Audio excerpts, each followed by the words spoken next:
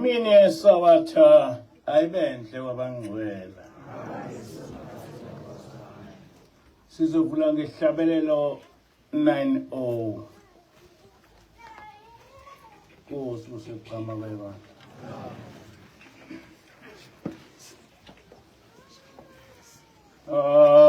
Ekufikeni usazula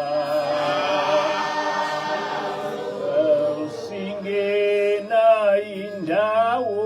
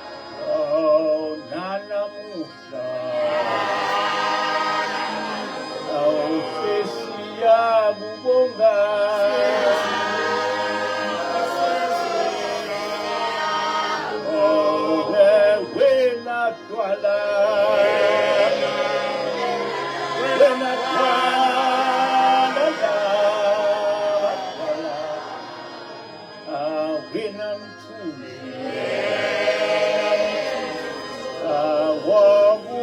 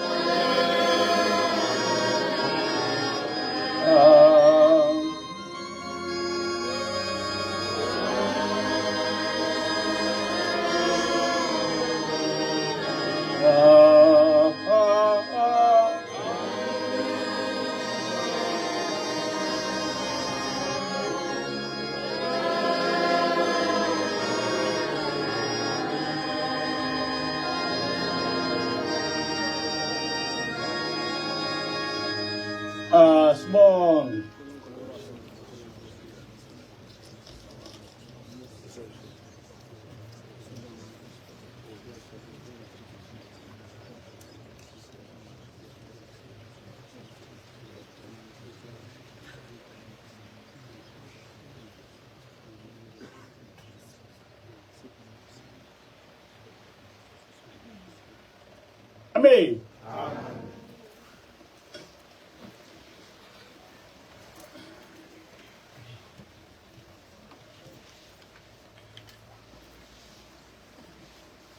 Isihloko salenkonzo sithi ushembe nokwanda noma nokukhula kwebandla lamaNazaretha.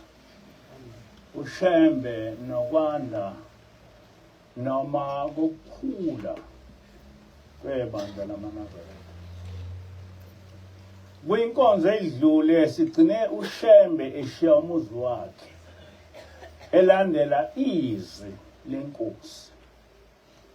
Ekushumayeleni kwakhe wabuye wahlangana nezinsizwa zaseweseli. Wabe esehamba eshumayela esindisa abantu ehamba nalezi insizwa zaseweseli. Sashumayela wathola umsebenzi kwelinye iplaza. Okwakuthi njalo uma eseshayisile emsebenzini bese eyoshumayela. Kodwa ngobunye ubusuku elele wabona kufika kuye amadoda amathathu amtshela ukuthi amlandile ukuba baye naye eMpumalanga bayoshumayela. Kodwa ushembe wakhononda kulamadoda. Wathi uzokuya kanjani eMpumalanga eshiye unina yedwa, ngoba lapho abathi akaye khona ukude. Kwaphela unyaka engakaze abuyele ekhaya. Okwathi ekuqaleni konyaka wesibili wabe seyake ekhaya eyobona unina. Kuthe ngelinye ilanga ehleli ekhaya kwaqhamuka umbane ezintabeni zoKhahlanga. Wathi nje dwi kwase kuvela izwi lithi lo mbane uzodla inyama yakho. Wangazi ukuthi kusho ukuthini lokho. Kuthe ntambama wabophela izinkabi ukuyothatha umhlanga. Kwakunenkabi uColberry eyayizizela ejokweni.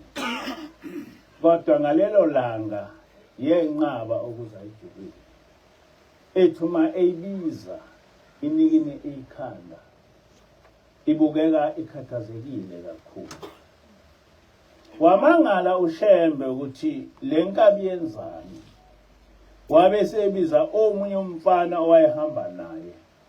Ethi akazombukisa nasi isimanga. Naye wafike wasibona isenzo senkabi. Ushembe wabe eseyibopha ngomchilo ekhanda eyidonsa.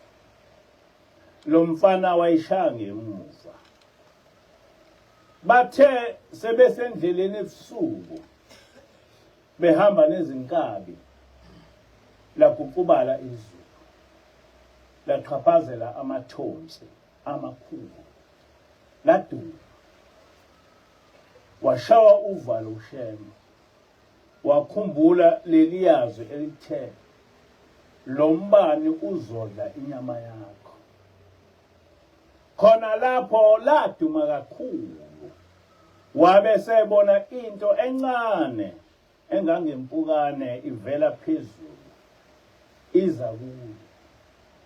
Ithele nto uma isiseduze kwakhe yaphenduka inyoni enkulu enamaphiko amakhulu. Laduma izulu izikhathi ezinhlanu. Uqhamuka umbane ufuna ukumshaya. Kodwa le nyoni imvikela ngalamaphiko amakhulu. Kodwa kwathi ngokwesithupha umbane wehla wafike washaya lenkabi uColberry. Yafa khona lapho. Ushembe lo mbane wamshaya ethangeni. Waquleka. Waze waphaphama esesemzini wenyanga emelapha. kule nyanga kwafika izwi likaJehova lathi, wena ukhonze unyoko kunami, yikho lo mbani ubufuna ukubulala. UShembe lo myalezo kaJehova wawuhambisa kunina. Unina wayesethi, namathela kuJehova mntanami. Ukubana bakhe usehlukene nabafazi bakhe, inxulumalo umuzi selishabalela, nonina usemkhululile, engesenalutho ongabambelela kulo. Wasuka lapho owayegulela khona esephilile, waqala phansi washumayela ezindaweni eziningi eFree State, esindisa abantu, kodwa engasonti indawo futhi engabhajatisile. Ngesikhashana uShembe waduma yonke iFree State, kukhulunywa ngomprofeti othandazela abantu abakhipha amadimoni. Kwaba nomsuthu owabe kade enguthisha eweseli, bemedisa emfuleni. uShembe wathatheka kakhulu ngale ndlela yokubhabhadisa emanzini, ngoba ebandleni lamaweseli owayeke esonte kulo babengayimukeli indlela yokubhabhadisa emanzini. Wabe esecela ukuba bafike endaweni owayekuyo bezombhabhadisa. Wathi uShembe ebhabhadiswa wabe esedume izwe lonke ukuthi ungumprofeti. Kwathi mhla ezobhajadiswa kwagcwala abantu abaningi bezobona lesi simango somuntu sibhajadiswa. uShembe wabhajadiswa ngumfundisi uW.L. Lesheka, owayengumholi we-African Native Baptist Church. Wabhajadiswa mhla ka-22 July 1906. Umfundisi uLesheka wametha igama lokubhajadiswa elithi ngu-Isaiah Shembe. So kubalekile ukuthi uShembe u-Isaiah Shembe igama owaqanjwa ngumfundisi mhla ebhajadiswa. Lapha asizukuzibala izindawo owahamba kuzo nezimangaliso owayehamba ezenza ekushumayeleni kwakhe eFree State. Ngenxa yokuthi wathi ebhajadiswa wayevele esedume njengomprofeti, eqeda ukubhajadiswa umfundisi uLesheka wamkhulula ukuthi ashumayele njengokholwa kwakhe inkosi, kodwa wabe esenikwa isikhundla sokuthi usengumvangeli. Mhla umfundisi esemkhulula wamnika isibusiso, emkhulekela wathi, hamba mntanami ungabheki emuva, uzishumayeze izizwe, usibhabhadise egameni likayise nelendodana nelikaMoya Ongcwele. uNkulunkulu wakho ahambe phambi kwakho.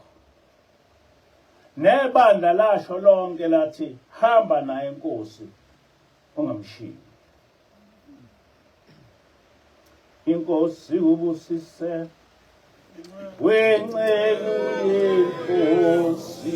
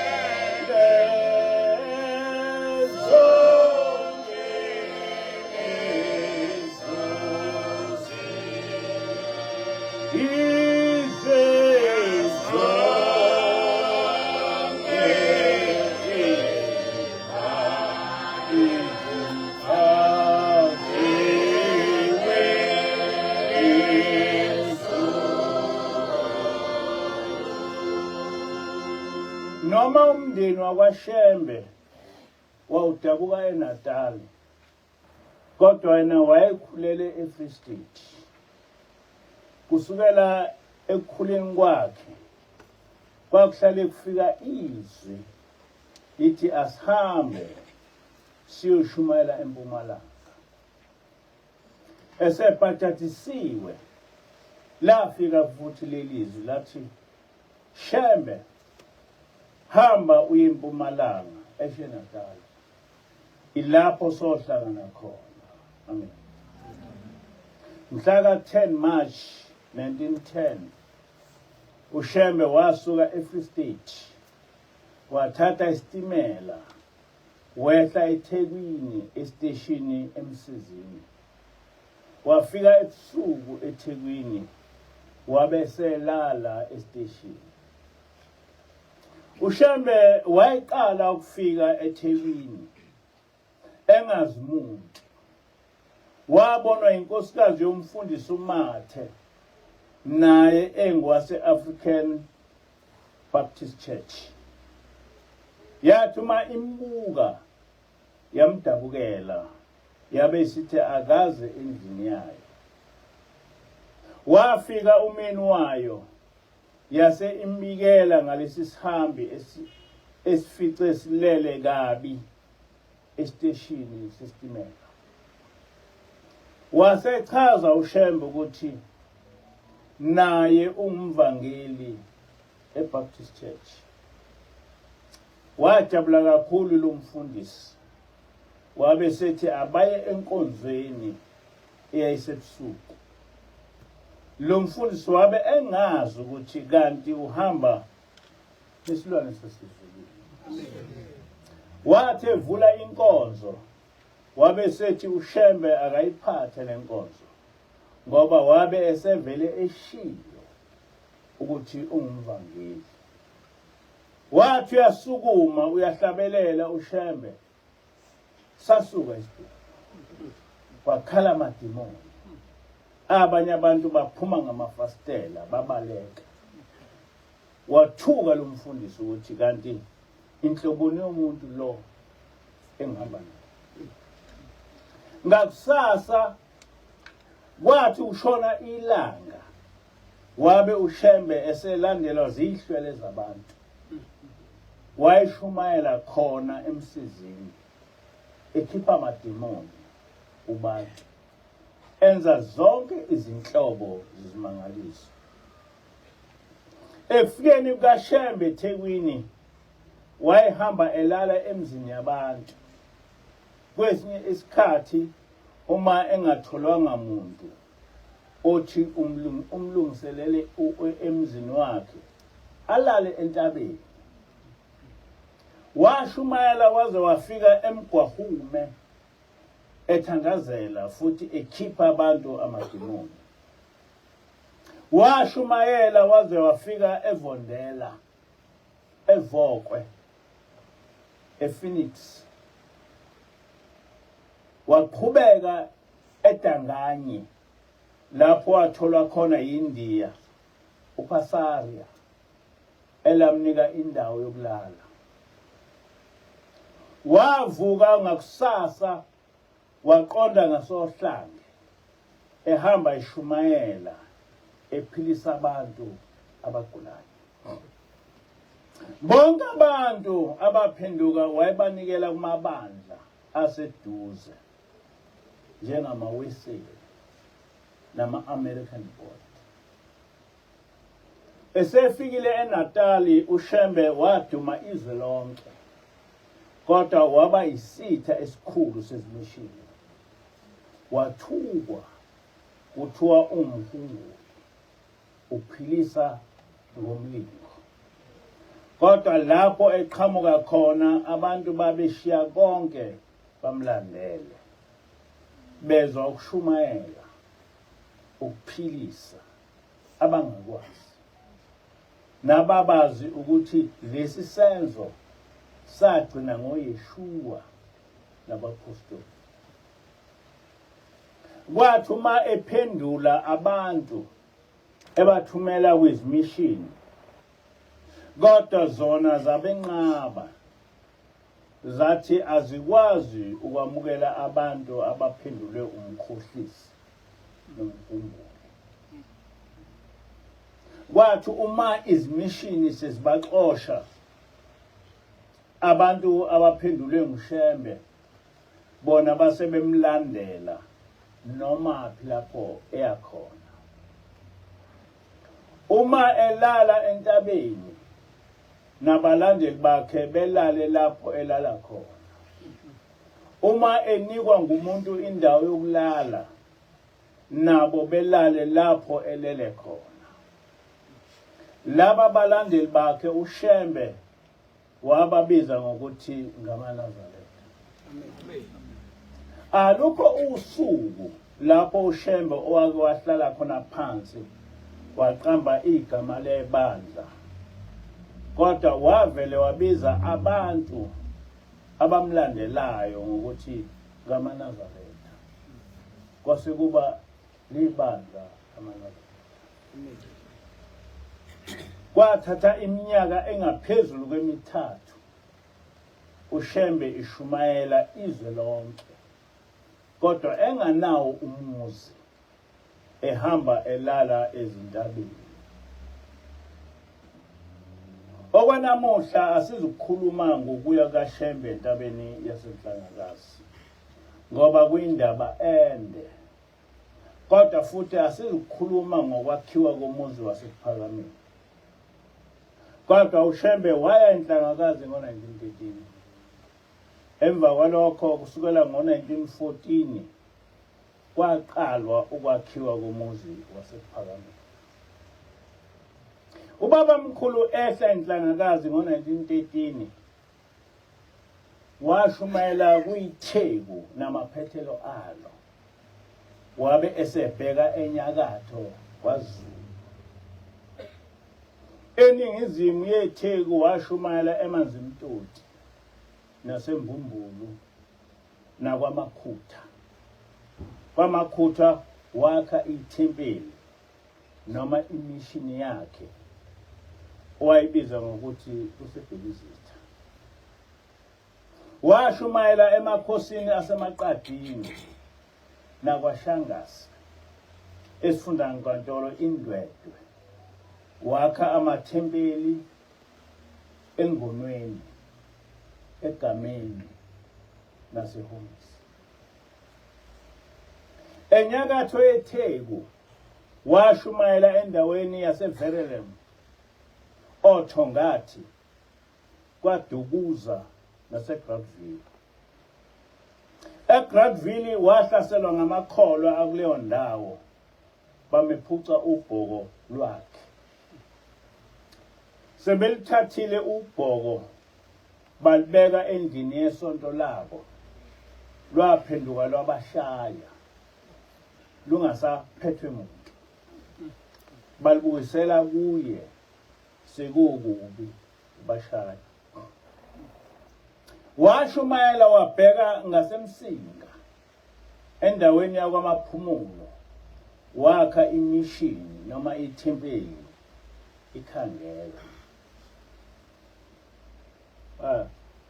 Washumayela waze wawela uthukela, wakhuphukela kwele nkosi yaselangeni, inkosi uMhlongo.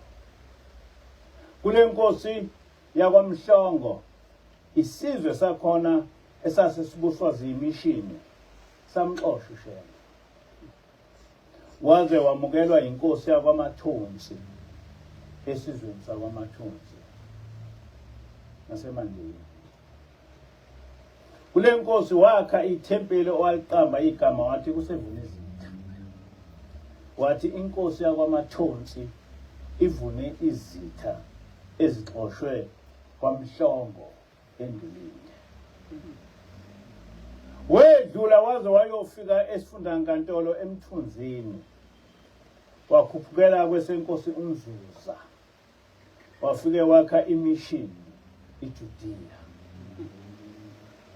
Wehlela kwesikaMathaba ehamba eshumayela wafike wakha imishini izibindlela waqonda enhla kwesenkosi yasemanzimeleni washumayela ethandazela abantu lapho wakha imishini iziliya nevela bahleke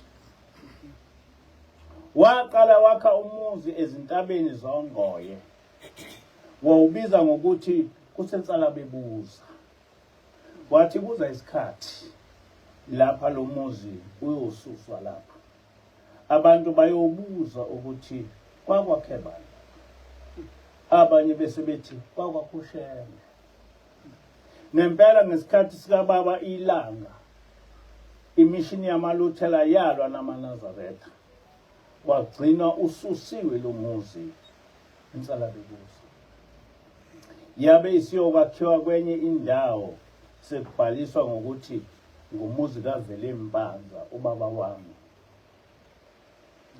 kuvikwa amaluthela ayengafuni ukumbona uShembe eduze kwemishini yakwaMazamnyama uShembe wakhuphukela kwesakwamkhwanazi angithi lapho evela bahleke lapho esakhulela khona uShembe wakhuphukela kwesakwamkhwanazi eduze kweYunivesithi yaSongoye kulenkosi lapho owaphendula amakhehla akwamjado athuma ephenduka wayowabhabhadisa elwandle lapha uShembe wakha imishini owayibiza ngokuthi kuseNelisiwe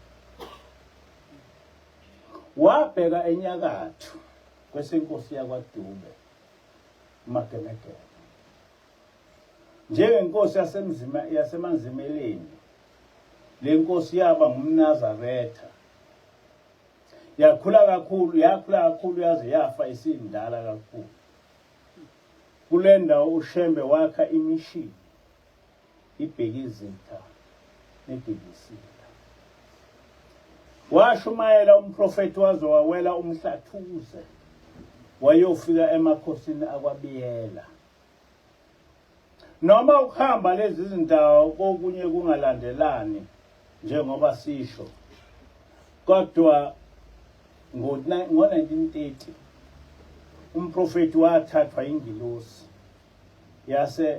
yasemampondweni ukoshumayela emampondweni washumayela waze wafika eMthwalume washumayela kuso sonke isifunda saseMzumbe wayofika eMzimkhulu kuzo zonke lezi zindawo wayefike akhe amathempeli noma izimishini eMthwalume wakha igospel enhlangwini wakha imishini ilethe ezinye waqhubeka eXhopho wakha ikhangela neBhekilesiya enyakatho waqhubekela kwela kwaMthetho wenza izimangaliso eziningi inkosi yakwaMthethwa uMhlane yathuma isihamba emhlabeni yathi uShembe akayigone yafa uShembe eyigonile imishini iThembalimbe isendaweni yakwaMthethwa ngaphambi kokufa lenkosi yanikela ngezwe layo kuShembe yikho amaNazaretha amaningi esizweni lakwaMthethwa washumayela wayewafika kwaMbonambi enkosini uManqama Mbuyazi ngaseRichards Bay nawo eyayingumNazaretha wakha imishini uMkhayidini lapho umphefumulo wakhe waphumela khona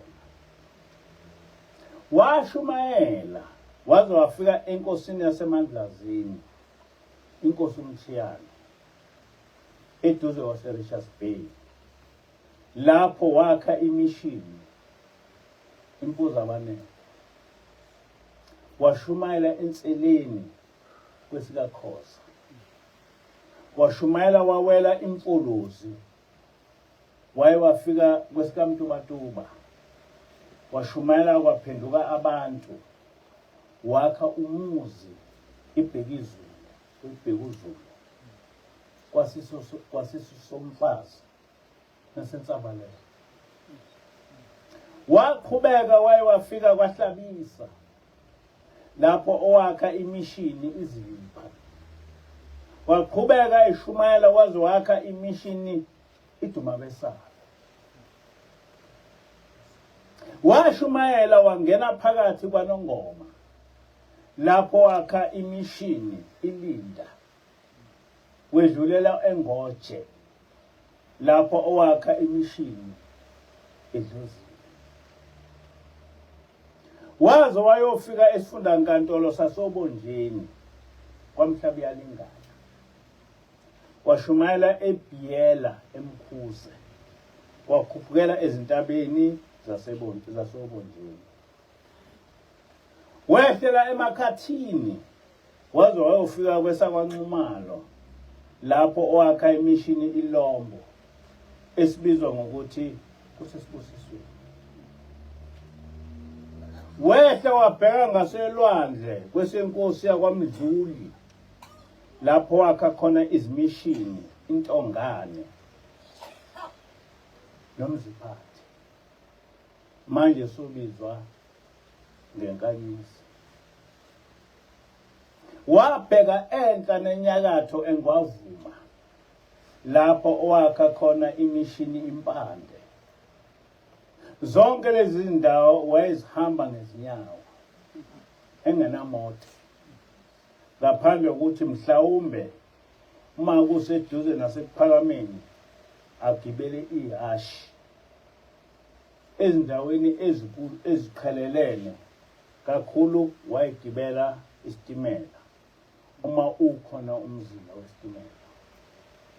Kodwa kwezinye izindawo uShembe wayefika ngomoya, afike ashumayele ephilisa abantu, kodwa engekho kuleyo ndawo ngokwenyama, abantu bengakuboni lokho. ESwatini uShembe akaze abe khona ngokwenyama, kodwa njengoba sake sachaza, uShembe wayefika kumfundisi uHlophe oseSwatini. Kwaze kwaba nemishini eSwatini, igama layo Imvelabusha.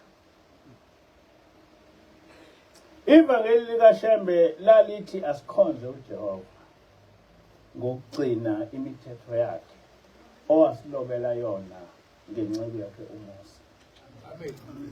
Akakho omunye umprofeti owakwaba nalokhu ukukhuluma emva kwaYeshua.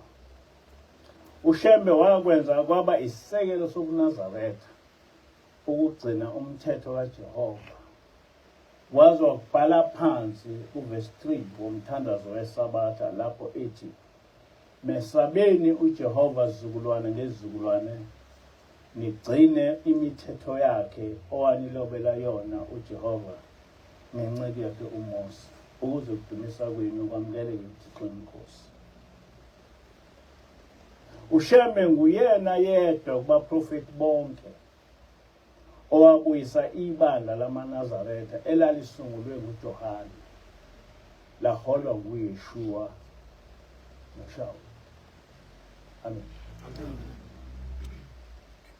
Ngiyimanje ngahamba indawo eziningi lapho engangisebenza khona. Into eyayimangalisa ukuthi ngithi mangifika endaweni abantu bakhona bethi ubabamkhulu waqhamuka laphana. Yabona oBonjeni ubabamkhulu waqhamuka laphana. Ngapha eManzimtoti ubabamkhulu waqhamuka laphana. KwaNongoma ubabamkhulu waqhamuka laphana. Uqake ukuthi lento imi kanjani. Yonke indawo engangihamba kuzo ngiyimanje kuthiwa ubabamkhulu waqhamuka laphana. Ngifica amaNazaretha, hayi ubabamkhulu waqhamuka. Zonke, I'm not exaggerating. Ngaqake ukuthi how did that happen? So uma nibona ibandla lamaNazaretha lilikhulu kangaka, you must understand ukuthi hayi ukuthi ilaba asebelohola abake bashumayela bakaze beshumayela nhlobo. Leli bandla lashunyayezwa ubaba omkhulu ehamba ngenyawo enganamoto, wazohamba emhlabeni enganamoto, wathenga izindawo ezi-over 43, iy'ndawo ey'thenga zinamatayitela ezakhela amaNazaretha, kodwa akazange wayithenga imoto. Nalezo ndawo lezo angazi noma yisekhona yini, kodwa wathenga indawo eziwu-43 engakaze esikoleni, ey'thengela amaNazaretha ihlala iy'ntandane.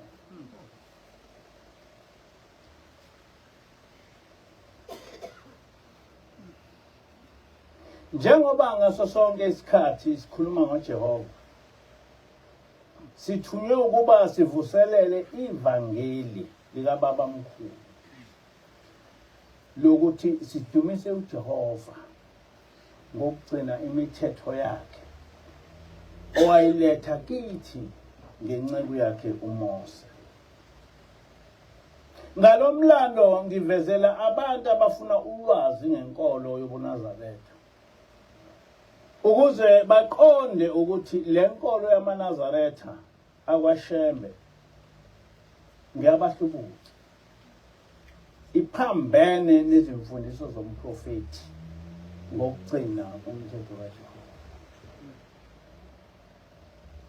uShembe wakubhala phansi ukuthi silibandla likamenzi wezulu nomhlaba okunguJehova, futhi nguye uJehova owathuma uShembe ukuvusa inkolo yakhe yasezulwini lapha emhlabeni. Kuyinhlamba eyisimanga ukuthi amaNazaretha akwaShembe alande umuntu emgwaqeni eshaya amadayisi bezombeka epulpit okuyindawo kaNkulunkulu, bese ezikhomba yena ethi yimina uNkulunkulu wamaNazaretha. Nawo lawo maNazaretha ahalalise ebonga inhlamba ebhekiswe kuJehova nakumprofeti. Thina amaNazaretha kaNkulunkulu sifana nezinsizwa zakwa-Israyeli inkosi ilanga eyayihlale isifundisa ngazo, oShadrach, oMeshaki no-Abednego. Asisoze sasikhothamela isithombe esibaziwe, noma ngabe siwumuntu noma ngabe siyisihlahla. Ngisho bengazama ukusiphoqa ngokusifaka esithandweni somlilo, ngeke sivume ukukhonza isithombe. Laba bafana abathathu bathi uJehova engasivikela kulesi sithando somlilo. Noma bekungenzeke njalo, kodwa kokwaziwa ukuthi asivumanga ukukhothamela isithombe esibaziwe. NakumaNazaretha kaJehova ngisho njalo. Ngithi uma ethanda amaNazaretha kwaShembe akasibulale, esenze noma yini, asithuke, esho yonke into ngathi. Kodwa kokwaziwa emlandweni nasezulwini ukuthi senqaba ukubiza umuntu ngoNkulunkulu, ngoba leso isono sokuqala esingenantethelelo. Asoze sasuka ezimfundisweni zikababa mkhulu ukuthi sinoNkulunkulu oyedwa ogama lakhe uJehova. Ngakho asizuvuma ukulandelwa izithombe emgwaqeni kuthiwa zinguNkulunkulu.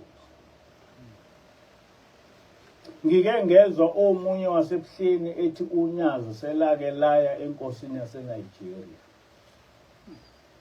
kodwa kuseqinisweni naye uphunyukile, ngoba kwafihlwa ukuthi unyazi lwake lwaya eNigeria. Ngaso sonke isikhathi uma unyazi luya ezindaweni kuyahalaliswa. Kube umkhosi owaziwa yiwo wonke umuntu. Njengoba kube njalo naseSwazini. Umbuzo uthi kwakufihlelwane mhla unyazi luya eNigeria. Kanti lolu hambo lonyazi lokuya eNigeria lwehluke ngani ohambeni lokushumayela uma likwazi ukushumayela? Ngoba ngazi unyazi ushumayela kuthini. Mhlambe lingakwazi ukushaya ingoma noma ishaya lihuba amahubo akwazi. Kodwa ukuthi lishumayela indaba kaNkulunkulu angilithuki, alikwazi, alazi lutho ngalokho. Angilithuki, ngikhuluma iqiniso. Liyabekwa nje lesabathe ehlalweni kubatshazwe lona. So they expect us ukuthi nathi sibabaze isithombe. Kuyinto engakholakali ukuthi kanti uma abantu sebehlubuka uNkulunkulu baba yinto enje. Nobuthi uhlakaniphile.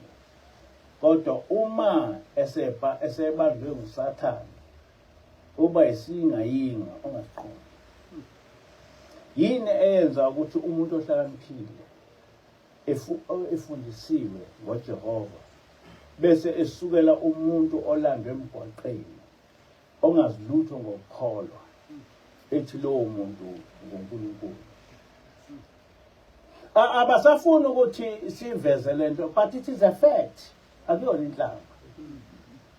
Lo mholi wabo walandwe emgwaqeni ephuza utshwala engazilutho. Wazobekwa phambi kwabantu. Wathathwa yini le yathathwayo wagcoba ubuso, angazi ukuthi babecabanga ukuthi ngokugcoba ubuso uzoba uNkulunkulu yini. Ngoba ngibona sesha manje kusweni.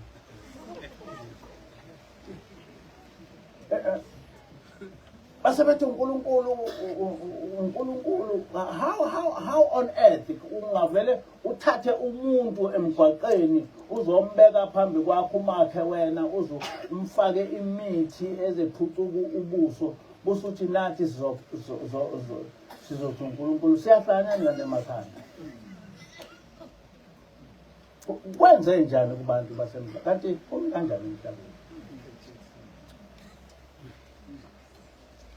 Leli bandla lakwaShembe liubulala sibhekile umsebenzi womprofeti. Ngoba lithembe ukuthi sizothi uma sikhuza sithuke ngazo zonke izinhlamba. Mhlawumbe sibulala. Uthi-ke uShembe, thina siyesaba umusa wakho Jehova. Ngoba wehlele phezu kwethu. Hlezi singawugcini ulaka lwakho lusehlele. Nyabuza ukuthi uShembe uthini baba omkhulu? Abantu abahlakaniphile nabaziyo indaba kaNkulunkulu ngabe babaleke ebuhleni. Ngoba ulaka lukaNkulunkulu oluzogcina ngokubehlela angifisi ukulibona. Yazi njalo imini. Yathi ningafisi ukubona umuntu eshawa uNkulunkulu.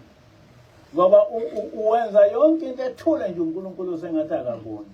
Kodwa mhla wakushaya njengoba ngikhuluma nje namhlanje na iJerusalem le bibulala amaPalestine iyabhujiswa manje. Ebhujiswa. Angazi ukuthi lo Jesu ozobuya kubo bese kuthuzo obese eveza izandla enamanxeba uzokwenza. Ngoba iJerusalem izobhujiswa. Sephendukile, seqalile uNkulunkulu uyashaya. uNkulunkulu yonke into uyishaya ngomuntu noma ngento. Nalento eyenziwa yilamaNazaretha asebuhleni ukuhlekisa ngoNkulunkulu, ukuhlekisa ngobaba omkhulu. Woe unto them, uNkulunkulu uzobaphendula. Thina sithule nje sibuke. sithule singabuzi ukuthi uNkulunkulu nini, ngoba uNkulunkulu akabuza, wenza into ngendlela yakhe. Kodwa uNkulunkulu yobakekho uzoyiqeda lento. Kodwa ngiyacela ukuthi abantu bonke bazi ukuthi ngoba laba abantu bathi bangabakwaShembe bengabahlanganisi noBabamkhulu, bengabahlanganisi noBabilanga neNyamezulu, ngoba laba abaprofethi bakaNkulunkulu, laba abavele manjena abantu abazobulala into kaNkulunkulu. Ngiyabatshela bengangithuka benze yonke into, kodwa lento yabo ayikhona ukukholwa lokho.